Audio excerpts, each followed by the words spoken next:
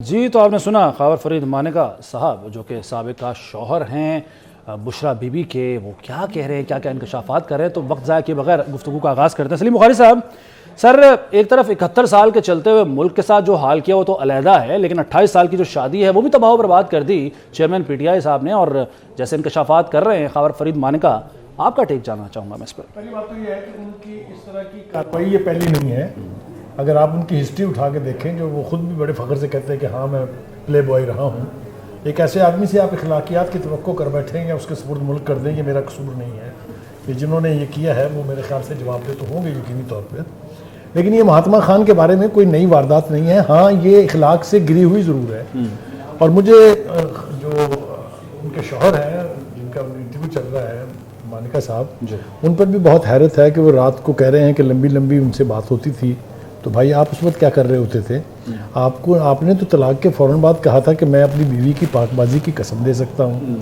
आपका वो बयान ठीक था या ये बयान ठीक है? बहरहाल हैविंग सेड, आपने चूँकि जुर्रत की है, आप TV स्क्रीन पर आए हैं और आपने जिस नौयत के इल्ज़ाम लगाए हैं वो तो मुझे बहुत उसके ऊपर हैरत है कि आपने कहा मैंने अपने नौकर से उनको घर से निकलवा भी दिया था एक दफ़ा। वो बड़े बेआबरू होकर तेरे कूचे से हम निकले वाली बात है। किस ढिठाई से वो आए होंगे, किस शर्मिंदगी से वो वहाँ से गए होंगे। दूसरी बात यह है कि में खान साहब का भी और उनकी जो उस वक्त की फर्स्ट लेडी थी, उनका ख्याल ये था कि जी वो तो बस कभी कभी मिलने के लिए आती थी। अब इस गुफ्तगू से पता चलता है कि वो तो पुरानी सहूलतकार थी। ब्रोकरी कह लें, ब्रोकर कह लें, कोई भी नाम दे लें इसको, वो सहूलतकारी मेरे ख्याल से ज़रा इखलाक के करीब है। तो सहूलतकारी वो करती रही हैं। दूसरी बात ये है कि PTI के जो फॉलोअर्स हैं, वो जो पर्सनैलिटी कल्ट का क्राउड है, वो देखिएगा इसकी क्या क्या तावीलात लेके आएंगे, जस्टिफाई करेंगे। इससे भी शायद वो गुरेज ना करें कि वो कहें अल्लाह ताला की तरफ से उनको हदायत आई थी या बिशारत हुई थी कि ये वारदात आप ज़रूर करें। अब वो इतने मतलब है यूँ कह लें कि इतना नेकेड उनके खिलाफ ये इंकशाफ है कि मुझे समझ में नहीं आती कि वो फिरते हैं मीर खार कोई पूछता नहीं, इस आशिकी में इज्जत सादात भी गई। वो जेल में तो हैं, वो तो ठीक है अपनी जगह अपनी करतूतों से हैं, लेकिन महात्मा खान साहब ये सब कुछ जो वारदात आपकी अब पता चल रही है, किसी के घर में आप घुसे, उसकी आप बीवी जो कि नानी थी, जिसकी जवान बच्चियां थी, बच्चे थे, उसको ले भागे आप वहाँ से। जो अब if we have to trust what Manika is saying, तो फिर तो आप ले भागे उसको। और दूसरी बात ये कि जो केस भी आपके खिलाफ है उसकी गवाहियाँ देखें कहाँ कहाँ से निकल के आ रही हैं। अब ये शख्स खुद बता रहा है कि मैंने फ़लाँ तारीख को तलाक दी और फ़लाँ तारीख को मैंने खबर पढ़ ली कि आपने शादी कर ली है। बिल्कुल ठीक है। तो आप जाएंगे कहाँ बच के? एक बात। दूसरी बात ये कि ख्वाजा आसफ ने शायद ठीक कहा था, कोई शर्म होती है, कोई हया होती है। इसका तो लगता है उस इलाके से, उस गली से गुजर ही नहीं हुआ जहाँ आप रहते हैं, क्योंकि जो बातें अब सामने आ रही हैं शर्म से डूब के सुनने वाले का दिल मरने को चाहता है। आपको तो पता नहीं कभी शर्म आएगी या नहीं आएगी। अच्छा, नबी साहब जो साबिका अहलिया इससे पहले रह चुकी हैं रेहाम खान, उन्होंने पूरी किताब लिखते मारी, उन्होंने सारा कुछ बताया, इंकशाफात किए, किसी ने यकीन नहीं किया। लेकिन सर ये जो अब बयान सामने आया है, जो इंटरव्यू सामने आया, झुटलाना इसलिए भी मुश्किल है कि महात्मा खान साहब की जो अहलिया मौजूदा हैं, उनके बच्चों के वालिद हैं खावर मानेका, जो इंकशाफात कर रहे हैं। बड़ा मुश्किल होगा झुटलाना से। जुटराने का तो खैर सवाल ही पैदा नहीं होता। वो तो एक ढिठाई या बेशर्मी कह लें कि उसकी बुनियाद पर कोई कहे कि जी अब इनको याद आ गया। जो कुछ इमरान नईम साहब का करैक्टर है वो किसी से ढका छुपा थोड़ी है। सरफराज नवाज जो हैं, फास्ट बॉलर जो रहे हैं हमारे बड़े मशहूर, बड़े मुँह फट हैं, वो खरी बात करने वाले, लाहौर के रहने वाले हैं, तो वो तो एक एक चीज़ इनके बारे में बता चुके हैं। उसके बाद रेहाम की जब किताब आई है तो रिकॉर्ड पर है, मैंने उस वक्त भी कहा था कि इसमें एक एक लफ्ज़ दुरुस्त है। बहुत सारी चीज़ें उन्होंने भी रोकी होंगी, छिपाई होंगी, ज़ाहिर है एक मकसद था किताब का। लेकिन चूंकि उस वक्त एस्टेब्लिशमेंट ये चाह रही थी कि इसको सादक और मीन करार दे दिया है साकिब निसार ने, जो खुद एक धब्बा है अदलिया पर, निज़ाम इंसाफ पर, कर्स है बल्कि बला और लानत, तो वो उससे एस्टेब्लिशमेंट ने दिलवा दिया सादक और मीन का खिताब। तो उसको लेके आगे चलते गए और हर चीज़ को इन्होंने कहा कि इसकी परवाही नहीं करनी। तो करैक्टर तो मसूफ का जो है वो किसी से ढका छुपा नहीं है। अभी तो बहुत सारे मामलात ऐसे हैं जो सामने आने हैं और आएंगे और मज़ीद इस पर बात होगी। सही।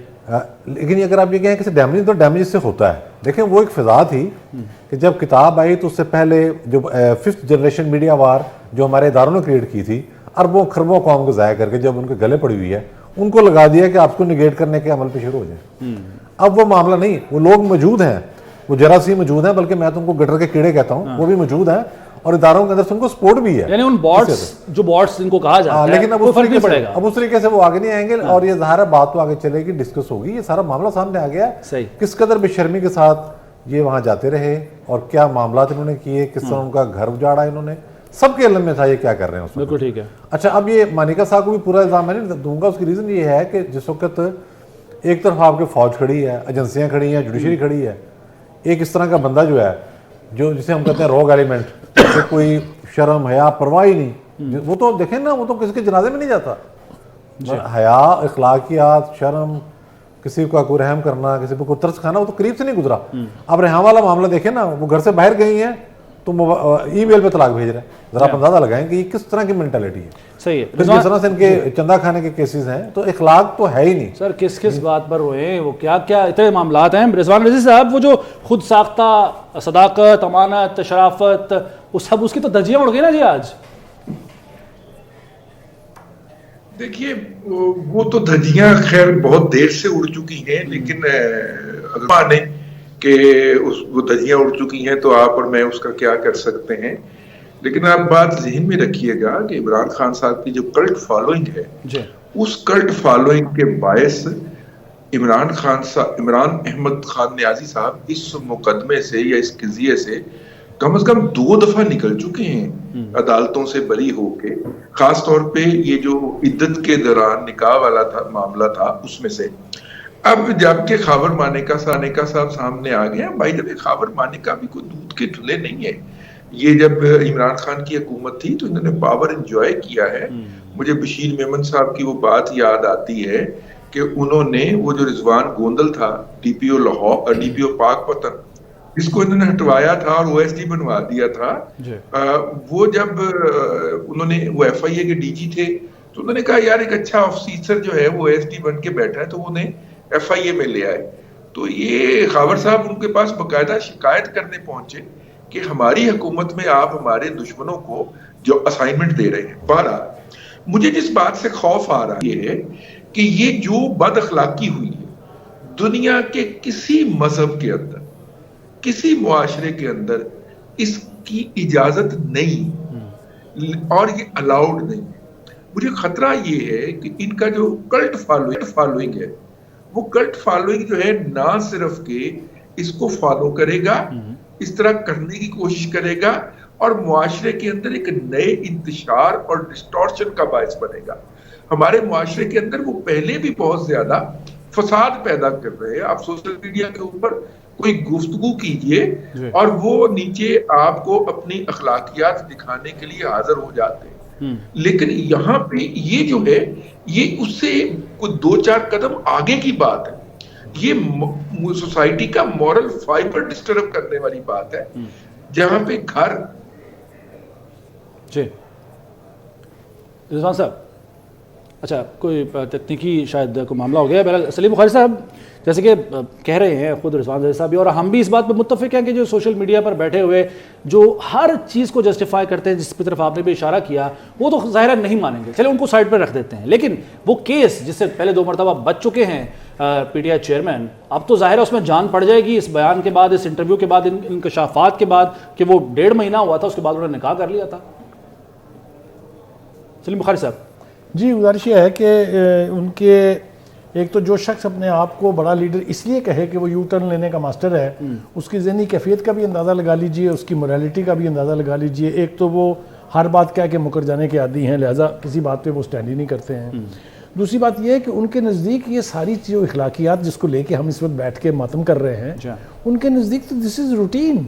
वो पता नहीं किस कमाश के वो शख्स हैं। और दूसरी बात यह कि जो किसी के घर में घुस के वारदात करने वाली जो खौफनाक वारदात है, इसको तो अब नौबत ये आ जाएगी, मैं बहुत मोहतात तरीके से गुफ्तगू करना चाहता हूँ इस वक्त, कि अगर उनको फिर मौका मिला वो बाहर आए जेल से, मुकदमा से जान छूट जाए, तो उनकी पार्टी के लीडर जो हैं वो जिस भी घर में जाएंगे वो सबसे पहले अपनी बीवियाँ छुपाएंगे। इसलिए कि जो रवायत उन्होंने डाल दी है वो अब ये समझते होंगे कि शायद उनका हक है कि वो जहाँ भी जाएँ एक बीवी साथ ले आएँ। ये जो तरीक़ाकार है इसकी जितनी मजम्मत की जाए वो कम है। और मेरे ख्याल से खुल के बात करनी चाहिए कि ये बेहयाई है, ये बेशर्मी है, ये किसी के घर पे डाका जनी है। मैं तो हैरान हूँ कितना बड़ा दिल गुर्दा है जनाब मानिका साहब का जो ये सब कुछ बयान फरमा रहे हैं। तो कोई शर्म होती है।